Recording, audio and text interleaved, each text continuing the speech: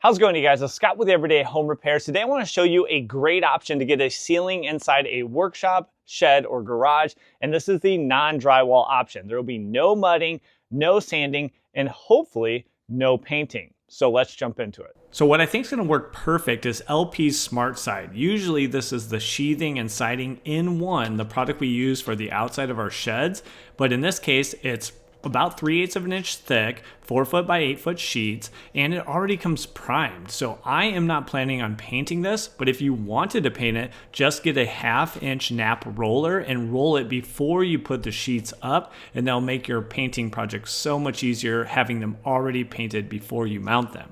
Now I'm locating the first of 6 lights. I'll be using these wafer lights that come with the integrated junction box here, and then the little bit over 6-inch lens that is very thin and will be perfect for this application.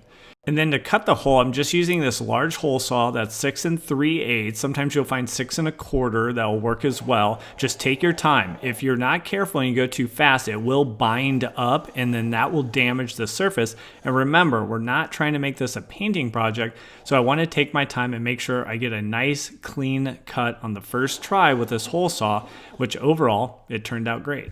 And these panels will be a little awkward, but if you use things like the piece of 1x I have attached to the wall, or a drywall lift, or at least an extra set of hands, that's going to help you get your first few screws lined up so you know you're hitting your rafters. Here mine are 16-inch on center, so I'll just try to hit 6 screws to hold this initially, but as LP calls out, you want the screws every 12 inches, and at the seams they actually say every 6 inches, but for me, because I only have 16-inch on center rafters, that's all I'm going to be able to fasten.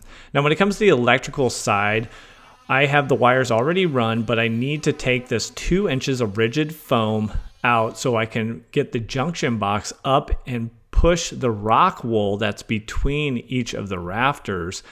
And then that's going to have my junction box, and at least I'll have access to the Kelvin scale of the light and also the intensity of light if I need to make adjustments later on. So I'll just use the push-in connectors, wire everything up, tuck it back up into place, and then these little wafer lights have 2 little spring tabs that hold it up. One will easily be able to go into the hole I already have, but then I need to create another hole to make sure that they sit in place and everything's flush. And if you have a track saw, it's a great time to break that out. I do not, so I'm just using a straight edge whenever I need to cut these panels. I do try to match factory edge to factory edge, so this cut edge is going to go against the wall, making sure I have a factory edge going to my middle panel. And then I'm using a countersink bit and testing things out. Here's the countersink bit that fits in my impact driver, but I'm testing out number 9 and number 10 screws so I can let you know which one works better once I'm all the way done with this project. So we'll go ahead and also use a laser line level to make sure I know where my rafters are at. And all of these things are going to help you, especially if you're working as a one-man operation trying to get these panels up on your ceiling. Now you can also pre-install the screws like I did here, which is going to help you have everything in place so when you're on the ladder and securing, you can get everything lined up and get your seams the way you want them.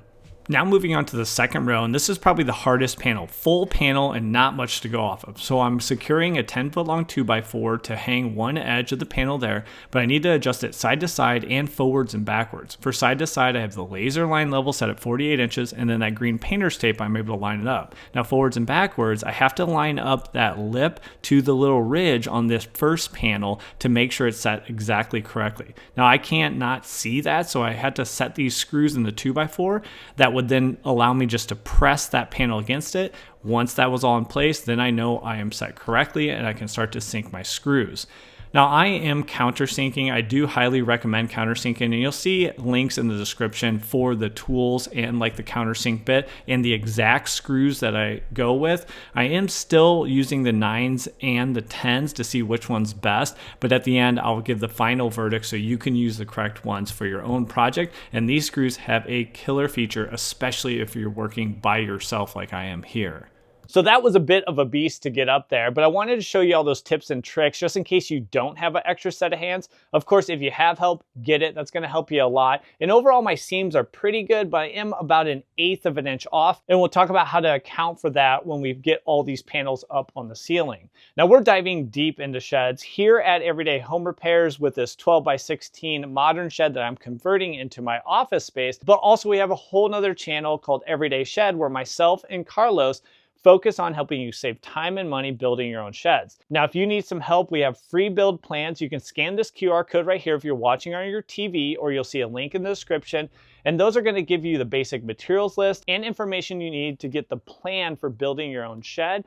Or if you need a lot more help, we have the complete step-by-step paid plans that will walk you through each and every step in your build process. And finally, if you just have some questions on your own build and you need some one-on-one help from Carlos or myself, you can scan this QR code right here, or you'll see the link in the description for our Everyday Shed School community. And it's really just a bunch of DIY homeowners working through their shed projects and posting pictures, videos, and questions that they have that might be holding them up and they just need a little help. Now back to the panels, we'll finish off our second row. These smaller panels are easier to handle. This one's only 45 inches wide, so it's just less weight and it's not as awkward holding it overhead. And these do not have the holes cut out for lights, so it's a lot easier to line everything up, just making sure the seams are all lined up. Now for the last row, I'm using the laser level again in that green painter's tape to line it up side to side, but this one is trimmed up a little bit in terms of the 48-inch width is trimmed down to 42.5.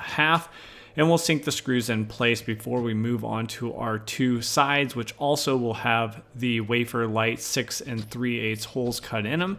But it makes for pretty easy work getting these final panels lined up because now you have a reference point lining your factory edge versus factory edge. But what about the fasteners that I prefer? And I want your guys' feedback on how you'd finish this up. So here is what the finished product looks like. Let me know what you guys think. Overall, even primed like this and not painted, I think it looks great. Now, when it came to fasteners, I do think a countersink bit like this is a must. You'll see a link in the description for a very cost-effective one that you can pick up. And then I had the number 9s and the number 10s that I was going back and forth. Number 9s are going to work for most of you guys. And remember, I had 2 inches of rigid foam that I had to make it through to get to my rafters. You might be going directly to your rafters. So a number 9 in the range of a 2-inch would work out really good. If you feel that they're stripping out and you can't pull the panels to the rafters and you do not want to go too tight because you'll kind of pull the panels too tight and make some dimples that you can see, that's where you might upgrade to the number 10s if you need a little bit more bite for your screws. And then very specifically to SPAX, they have this T20 Plus bit. It's only for SPAX, and the reason is because it holds onto your screw like this. You can even go inverted and rotate your impact driver and the screw stays on, which is super handy. And then finally, let me know your guys' feedback. I have 2 of these seams that I haven't actually put all the screws in yet because I most likely am gonna get some LP trim board. This one's their 4-inch trim board I was gonna use to the outside. And you could put these up and kind of trim out those seams, and that would actually cover up any of your imperfections. So let me know how you guys would finish this off. Would you paint it? Would you caulk all the screws, or just kind of leave it as it is? The prime surface is not too bad, and overall it looks pretty darn good. And then if you guys want a lot more details on this 12x16 modern, what started off as a storage shed, you can check out this video right here. It will walk you through the complete project and what it took to get to this stage. And then for insulating your ceiling, there is a few different options. This video will walk you through rock wool, which I really like, and also rigid foam, and how to pair both of those together if you need an R25 insulation on your ceiling. So thanks for joining me on this video, and we'll catch you on that next one. Take care.